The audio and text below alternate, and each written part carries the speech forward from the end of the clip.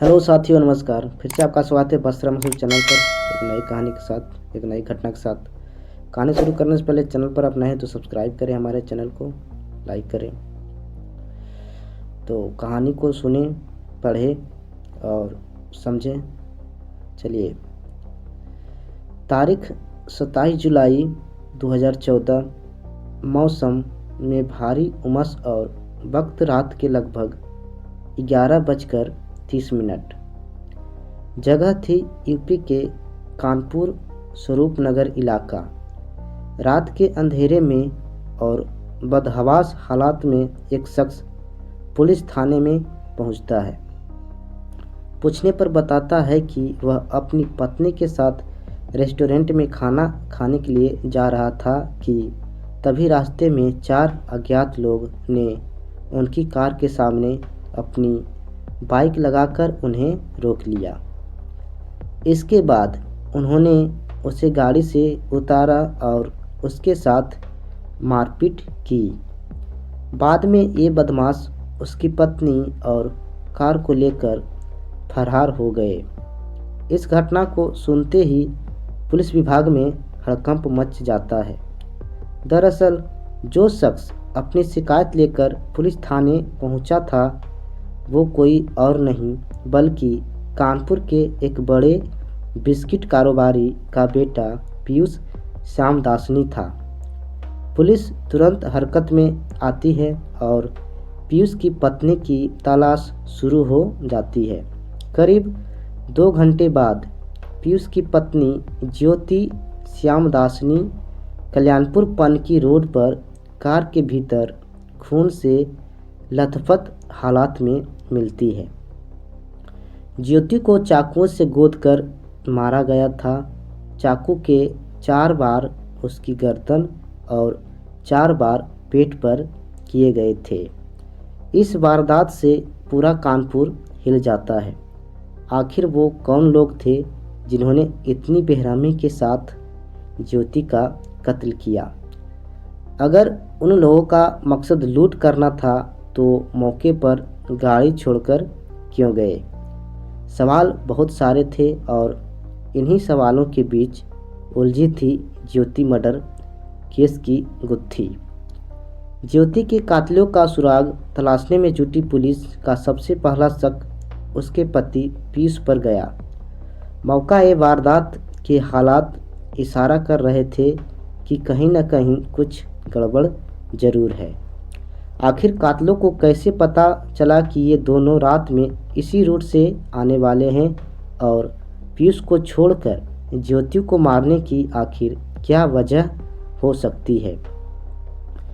Police ने शक के आधार पर पीयूष को हिरासत में लिया और जब उससे सख्ती से पूछताछ हुई तो वह टूट गया। उसने अपना गुनाह कबूल करते हुए पूरी कहानी बयां कर दी। ज्योति के कत्ल के पीछे पीयूष का ही हाथ था। कत्ल की इस वारदात को अंजाम देने के लिए उसने अपनी पत्नी के नाम की सुपारी दी थी और कत्ल की वजह थी पीयूष के एक महिला से अवैध संबंध। कानपुर के एक बड़े बिस्किट कारोबारी का बेटा था, अच्छा खासा बिजनेस और ज्योति जैसी सुंदर पत्नी। लेकिन इसी बीच पीयूष का अफेयर एक दूसरे बिजनेसमैन की बेटी से शुरू हो गया। दोनों के बीच फ़ोन पर घंटों बातें होती। एक दिन जब पीयूष की प्रेमिका ने उसे अपनी सगाई की खबर बताने के लिए फ़ोन किया तो इत्तेफाक से फ़ोन ज्योति ने उठा लिया और उसकी सारी बातें सुन ली। ज्योति ने फ़ोन पर ही पीयूष की प्रेमिका को खूब खरी खोटी सुनाई और यहीं से उसके कत्ल की स्क्रिप्ट लिखी जाने लगी। दरअसल ज्योति की डांट सुनने के बाद पीयूष की प्रेमिका ने उससे कहा कि अब बर्दाश्त नहीं होता है, अपनी पत्नी को रास्ते से हटा दो ताकि वो दोनों हमेशा के लिए एक हो सके। इसके बाद पीयूष ने ज्योति के कत्ल का प्लान बनाना शुरू कर दिया। इस काम के लिए 4 लोगों को चुना गया। पीयूष की प्रेमिका का ड्राइवर अवधेश, रेणु कनौजिया, सोनू और आशीष। प्लान के मुताबिक 13 जुलाई 2014 को पीयूष को अपनी पत्नी ज्योति को बहाने से घर से दूर लेकर आना था, जहां ये चारों उसके कत्ल को अंजाम देते। हालांकि 13 जुलाई को तेज बारिश हो गई और पीयूष के प्लान पर पानी फिर गया।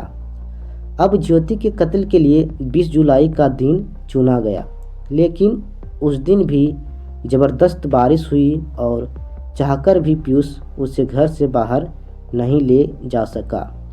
आखिरकार 27 जुलाई को पीयूष अपने मकसद में कामयाब हो गया। रेस्टोरेंट में खाना खिलाने के बहाने उसने ज्योति को साथ ले लिया और अपनी कार कल्याणपुर पनकी रोड की तरफ घुमा दी। कुछ दूर जाते ही अवधेश, सोनू, रेनू और आशीष ने तेज़ी से अपनी बाइक से कार को ओवरटेक किया। इन लोगों को देखते ही पीयूष ने गाड़ी रोकी और खिड़की खोलकर बाहर निकलने लगा। तब तक ज्योति को भी एहसास हो गया कि उसके साथ कुछ गलत होने वाला है। उसने पीयूष से कहा कि तुम ये अच्छा नहीं कर रहे हो। ज्योति ने पीयूष को पकड़ लिया और उसे रोकने की कोशिश की। इस कोशिश में पीयूष के कुछ बाल टूटकर ज्योति के हाथ में आ गए। उसकी टी शर्ट के कुछ बटन भी टूट गए, लेकिन पीयूष को ज्योति पर रहम नहीं आया। इसके बाद चारों कातिल ज्योति को अगवा कर गाड़ी के साथ मौके से भाग गए। थोड़ी दूर पर इन चारों ने चाकू मारकर उसका कत्ल कर दिया और गाड़ी में लाश छोड़कर फरार हो गए। कत्ल वाली रात 18 बार फ़ोन पर बात पुलिस ने पीयूष से पूछताछ के बाद उसकी प्रेमिका अवधेश, रेनू, सोनू और आशीष को भी गिरफ्तार कर लिया। कोर्ट में सुनवाई के दौरान खुलासा हुआ कि ज्योति के कत्ल वाली रात पीयूष और उसकी प्रेमिका के बीच मोबाइल पर 18 बार बातें हुई थी। इतना ही नहीं, कत्ल से तकरीबन 6 महीने पहले तक इन दोनों के बीच 5500 कॉल और 2800 मैसेज का आदान प्रदान हुआ। निचली अदालत ने इन सभी 6 लोगों को ज्योति के कत्ल और साजिश का दोषी माना और उम्र कैद की सज़ा सुनाई। बाद में मामला इलाहाबाद हाई कोर्ट गया, जहां इस साल आए फैसले में पीयूष की प्रेमिका को बरी कर दिया गया। पहले उसे साजिश में शामिल रहने का दोषी माना गया था। हालांकि पीयूष और अन्य 4 दोषियों की सज़ा को बरकरार रखा गया है। तो साथियों, ये थी आज की कहानी। कैसा लगा कमेंट करें। हमारे चैनल पर नए हो तो सब्सक्राइब करें, लाइक करें। तब तक के लिए हम विदा लेना चाहेंगे।